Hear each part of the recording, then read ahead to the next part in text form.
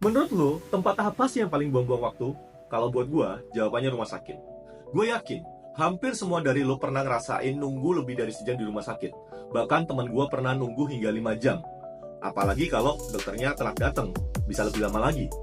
Gue pernah juga nih, bikin janji jam 6 sore. Dokternya baru nongol jam setengah 8, banget. Dan ini gak cuma sekali doang. Dan ini semua itu kerasa kayak normal banget gitu. Padahal kita itu konsumen. Dan sialnya kita itu nggak bisa protes dengan kondisi yang seperti ini. Tapi menurut gua ini oknum ya, tapi oknumnya nggak sedikit. Nah, sebagai contoh nih, minggu lalu gua anterin bokap gua buat terapi. Dan tahu nggak berapa lama nunggu? 3 jam. Dan bokap gue ini harus rutin terapi kayak gini sebulan sekali. Untung aja bokap gue ini udah pensiun ya. Coba bayangin kalau kerja harian harus nunggu segitu lama. Setengah hari hilang, dan akhirnya dia nggak bisa bawa uang buat istri dan anaknya. Kan susah banget gitu. Karena waktu itu duit, gue coba nih hitung kerugiannya kalau diuangkan. Rata-rata tiap rumah sakit di Jakarta itu punya 360 pengunjung per hari. Dan total ada 3.155 rumah sakit di Indonesia. Jadi sehari ada lebih dari 1,1 juta pasien.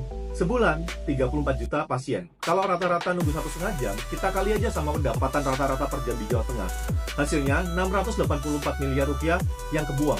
Kalau kita hitung pakai standar Jakarta, bisa sampai 2 triliun per bulan. Dalam setahun, udah 26 triliun.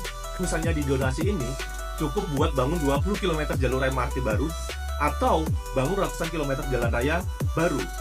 Sebagai catatan, gue juga pernah kok berobat tepat waktu. Contohnya di klinik gigi FDC.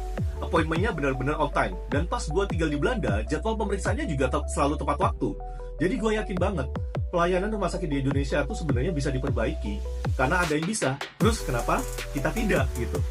Yang bikin gue khawatir nih, kalau kelas menengah lebih milih berobat ke luar negeri, kayak ke Penang, rumah sakit di sini tuh bakal ditinggalin.